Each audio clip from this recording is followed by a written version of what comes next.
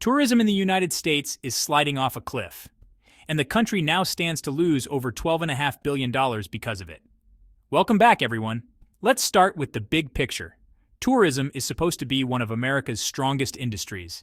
In 2024, it brought in nearly $1.9 trillion in direct and indirect revenue. But today, that foundation is crumbling, and the decline is sharper than most realize. Take Canadian tourism. Just last month, travel from Canada into the US was down more than 30% compared to 2024. That's not a blip, that's a free fall. One industry rep put it bluntly, we've seen a 50% decline in our Canadian members. And it all comes down to one number, $250. That's how much it costs now just to visit the US if you're from a country without a visa waiver. At first glance, $250 doesn't sound catastrophic, but multiply it across millions of travelers, and it quickly turns into a financial wrecking ball. Since July 4th, when the fee took effect under the so-called Big Beautiful Bill, it's been quietly dismantling America's global tourism base. And you don't need spreadsheets to see the damage, just look around. Hotels in Miami are running half empty. Las Vegas casinos are cutting shows and performers. Arizona resorts are slashing room rates in desperation. Even New York City tour buses are rolling with rows of empty seats. Restaurants? Many can't fill tables or even find enough staff to serve the few customers who walk in. Airbnb hosts? They're quitting in droves. Theme parks? Closing gates hours earlier because the crowds just aren't there. This isn't just a slow season. This is a warning siren. Because when millions of tourists around the world decide, no thanks, not worth it, the question becomes, what happens to the American cities that depend on them? And if the biggest names in American tourism, Miami, Vegas, New York, are already stumbling, who's next? Case Study 1, Tucson, Arizona.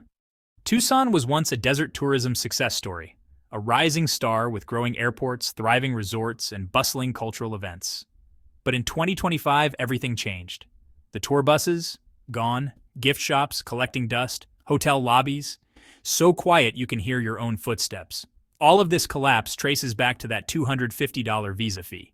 Since July, international arrivals to Tucson dropped 32%, according to Visit Tucson. That one figure was enough to spark panic across the local hospitality industry. And the fallout is brutal. Nearly 40% of businesses tied to tourism in Tucson have either laid off workers or shut down temporarily. Not because demand shifted to another destination, but because demand itself evaporated. No student delegations, no international conventions, no tour groups snapping photos at historic sites, just block after block of closed until further notice signs. What makes this sting worse is that Tucson was on the rise in 2024. Airports were expanding, events were growing, and the city was finally carving out a global niche. Now, all of that progress has been wiped away. This isn't a dip in traffic, this is a full-blown crash, and it proves something important. When tourists are priced out, cities like Tucson don't just lose visitors, they lose their future. But Tucson isn't alone. Let's head north. Case Study 2, Spokane, Washington. Now, Spokane wasn't really known as a major tourist hub, but it relied pretty heavily on international student programs, summer exchanges, and seasonal workers who kept its hotels, resorts, and festivals running smoothly.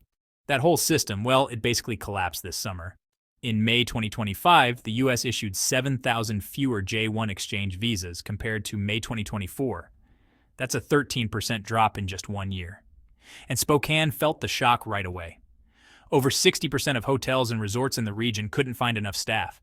No housekeepers, no kitchen crews, no front desk clerks. Managers had no choice but to pick up brooms, clean rooms themselves, and even serve food to guests. Festival bookings vanished. Airbnb cancellations surged. Local hospitality revenue dried up almost overnight. And here's the irony. The very policy designed to protect jobs has left hotels and resorts with no workers at all. So what looked like a minor visa fee on paper turned out to be a direct chokehold on the workforce that keeps America's tourist economy alive. And Spokane's story isn't unique. It's a warning. When visa policies tighten, the damage spreads far beyond airports. It ripples through entire cities, crippling both visitors and the workers who serve them. The bigger picture. Now zoom back out to the national stage for a second. Tourism is honestly one of the US's most underrated exports. Unlike oil, cars, or tech, it doesn't come in containers, it comes in people. Every visitor who lands in America spends money on hotels, food, entertainment, and travel. That money flows directly into local economies. So, when a $250 visa fee slams the brakes on international arrivals, it's not just lost ticket sales. It's lost tax revenue, lost jobs, lost cultural exchange, and let's not forget the optics. Other countries are watching this unfold. If traveling to the US feels like a bureaucratic, expensive headache, well, tourists have options. Europe, Asia, South America, even Canada. In fact, Canadian cities like Toronto and Vancouver are already benefiting from America's missteps. Tourists who would have spent their money in Miami or Los Angeles are now booking packages to Montreal and Calgary instead. That's the reality. In a global tourism market, if you shut the door, someone else will happily open theirs. The question ahead. So here's where we stand. America's $1.9 trillion tourism machine is faltering. Cities like Tucson and Spokane are already casualties. And the ripple effects are spreading fast. The big question is, will Washington recognize this collapse for what it is? A self-inflicted wound? Or will they keep doubling down on policies that drive visitors, workers, and dollars away? Because tourism isn't just about leisure. It's about jobs, stability, and reputation. And right now, all three are on the line. So I'll leave you with this. If the United States keeps charging the world more to come in, how long before the world just stops showing up? Picking up from Spokane's crisis, we turn now to New Orleans, a city that doesn't just host tourists, it lives on them. Jazz, food, parades, festivals. These are, the lifeblood of the local economy. But by mid-April 2025, that lifeblood was drying up fast. City officials confirmed what business owners already feared.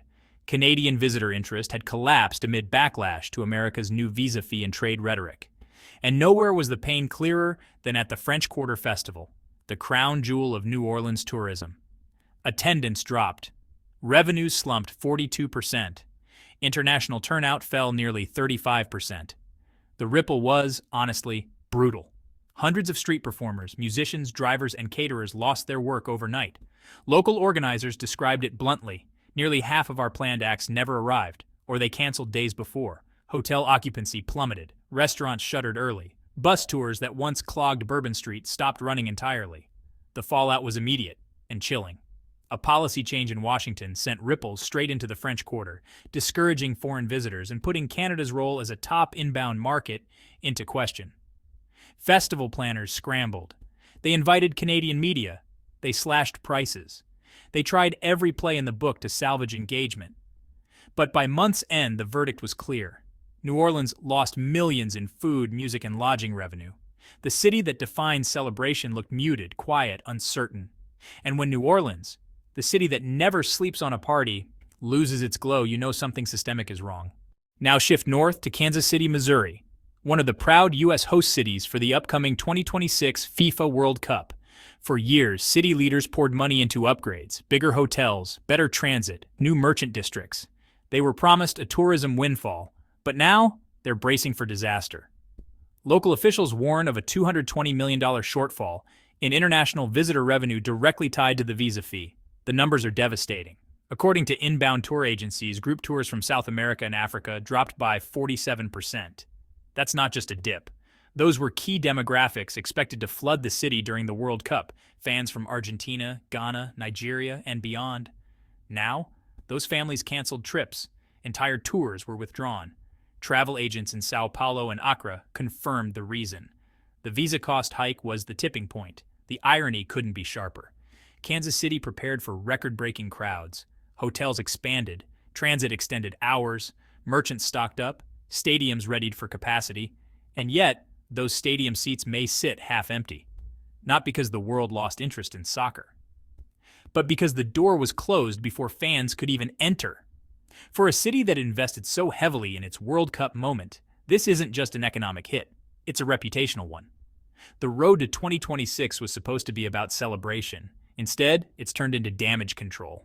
Finally, let's step onto the biggest stage of all, New York City. If New Orleans was shaken and Kansas City blindsided, New York is facing something deeper, a slow-motion collapse. In May 2025, the World Travel and Tourism Council projected a $12.5 billion loss in U.S. international tourism spending this year, and no city stands to lose more than New York. Locally, NYC Tourism Plus Conventions issued a chilling warning. 2 million fewer international visitors in 2025. That's a $4 billion collapse in spending. The chain reaction is brutal. Hotels losing bookings, museums scaling back exhibitions, sidewalk performers vanishing, restaurants cutting staff. But here's the kicker. As revenues fell, New York cut its international marketing budget. Fewer ads abroad meant fewer bookings. Fewer bookings meant even more budget cuts. It became a self-inflicted spiral. From Fifth Avenue boutiques to Flushing's food stalls, cabbies to carriage drivers in Central Park, everyone reports the same thing: ghost hours. Entire blocks quiet at times they should be bustling. New York thrives on constant energy, constant flow. Now, the city feels thinner, less alive, and the statistics confirm what the silence was already telling us. From New Orleans to Kansas City to New York, the pattern is clear. This isn't a seasonal dip. This is a systemic collapse of America's tourism brand, all triggered by a policy that priced the world out. And if the Big Easy, the World Cup, and the Big Apple can all be brought low in a matter of months, what happens next? Broadway's once bright marquees now glow over half-sold theaters. Luxury brands on Fifth Avenue, once fueled by lines of foreign shoppers, report year-over-year sales slumps. This isn't just a slowdown, it's a reputational slip. And in a city that thrives on global attention, silence is a red flag. But New York isn't alone. Continuing our tour of cities in freefall, we arrive in Orlando, Florida, the so-called theme park capital of the world. Yet in 2025, the magic is fading. Behind the scenes, a quiet staffing crisis is tearing the city apart. The sharp drop in J-1 visas this year quietly drained Florida's seasonal workforce, leaving theme parks, resorts, and dinner shows short by nearly half their usual student staff. The result? Chaos. Entertainment shows canceled outright. Guests faced hours-long waits, lines backed up around fountains and sidewalks. Staff scrambled to cover kitchens and housekeeping. Resort managers described it as like watching a juggernaut run out of fuel. The crowds kept coming, but the rides stayed idle. Dinner theaters locked their doors early. Hotels rearranged shifts daily. Frustrated visitors left scathing reviews, and word spread quickly. Orlando wasn't delivering. This collapse isn't just about empty rides. It's about trust. Families who flew across oceans expecting magic instead found disorganization and disappointment. The problem ties back to restrictive visa policies and sudden cost hikes that priced out international student workers. And without those smiling faces welcoming guests, Orlando isn't just losing workers. It's losing its reputation and its revenue. Following Orlando's staffing chaos, we head north to Chicago, a city that built its tourist reputation on architecture, culture, and festivals.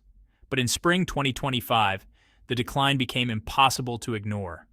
Hotel lobbies that once buzzed with accents from every continent now echo with silence. Managers cut hours. Some closed early on nights that used to be fully booked. The city's iconic architectural boat tours, usually packed by May, are sailing at half capacity. Operators dock vessels hours ahead of schedule, but the damage runs deeper than hotels and boats. Cultural exchanges collapsed. Nonprofits canceled music residencies and language immersion programs after international sponsors pulled funding. Tour guides now rotate shifts, not to manage demand, but just to hang on to employment. Last year, Chicago celebrated a record-breaking 55 million visitors. This year, foreign languages that once filled downtown streets are vanishing. Tourism chiefs warn of a dangerous cycle. Less foot traffic means fewer bookings. Fewer bookings mean smaller marketing budgets, and less marketing abroad means fewer tourists next season. This isn't a minor hiccup, it's the breakdown of global trust. And then comes Miami, Florida, a city synonymous with sunshine, beaches, and international glamour. In early May 2025, Google travel trend data confirmed the worst tourist searches for Miami dropped 15% year over year, making it one of the most skipped destinations worldwide. The numbers on the ground are even harsher. Local reports say revenues across restaurants, hotels, and entertainment venues have shrunk by 20 to 35% compared to last season. Resorts cut international staff. Servers, concierges, and bellhops were reassigned or laid off. No-shows became the new normal. Bookings evaporated almost overnight. Miami hosted over 6.44 million international visitors in 2024, generating $7 billion in spending. But this season, empty lobbies, silent beach bars, closed cabanas on South Beach. Operators watching the downturn describe it as deeper than any seasonal lull. This isn't just a slow week, This is systemic. Flight cancellations, weaker arrivals from Canada, South America, and Europe all trace back to the same route visa friction and new costs. The city that sells paradise is now fighting frustration. Less foot traffic, shrinking staff, growing anger. Miami is on the brink of losing the very brand that made it a global magnet. The city built on glamour now faces an economic hangover with no quick fix in sight. Picking up from Miami's collapse, the pain doesn't stop there. It's spilling straight into Los Angeles, America's bright star of entertainment tourism. But that star, it's dimming fast. Hollywood tours that once packed sidewalks with selfie sticks and double-decker buses are drying up. Bookings are down 37% as foreign travelers cancel studio visits left and right. And it's not just tourism. Film production across Greater LA tanked in early 2025. Movies, TV shows, even commercials, all down. Fewer cameras rolling means fewer sets, fewer crews, and fewer global students flying in for once coveted internships. The ripple effect is brutal. Hotels with fewer bookings, cafes with empty tables, souvenir stands struggling to sell a single Hollywood snow globe. Even Uber drivers complain about dead days where airport pickups no longer fill their hours. Cultural festivals and film schools are also bleeding.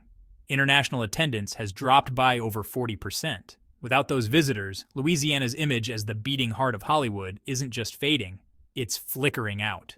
When foreign groups pull out, the streets go quiet, said one tour guide. The buzz is gone, and without buzz, there's no business. LA once thrived on global prestige. That fame brought in billions. But now, cancellations are piling up, the lights are dimming, and as the brand fades, so do the jobs. And finally, we arrive in San Francisco, a city long defined by tech innovation and its deep cultural ties to Asia. But in 2025, those ties are fraying fast. Back in May, U.S. government data revealed a nearly 20% drop in F1 and J1 visas, especially from Asia. That translated into fewer international students landing in Bay Area campuses. And it shows. Tech and design programs at places like UC Berkeley and the Academy of Art are reporting a 22% decline in enrollment. That's not just a statistic, that's future talent, gone. But the fallout doesn't stop at campuses. Walk through Chinatown and you'll see the scars. Streets that once buzzed with neon signs and tourists now echo with silence. One of the district's oldest restaurants, Sam Wo, shut down in January 2025 after over 100 years in business. Locals say as many as 30% of shops and eateries there have closed since winter. Fewer students, fewer tourists, fewer lights. San Francisco hasn't just lost travelers, it's losing its global heartbeat. From Miami's beaches to New York's skyline, America's icons are going silent, not because of war, not because of a pandemic, but because of a $250 visa fee. One small policy, one overlooked change, and suddenly entire cities are bleeding tourists, jobs, and their place on the global stage. So here's the real question. Is this just a temporary dip? Or is this the moment the world quietly starts turning away from the American dream? Have you walked the streets of Tucson, Orlando, or San Francisco recently? Would you go again with that kind of price tag staring you down? Tell us in the comments, because the future of U.S. tourism might just begin with your voice.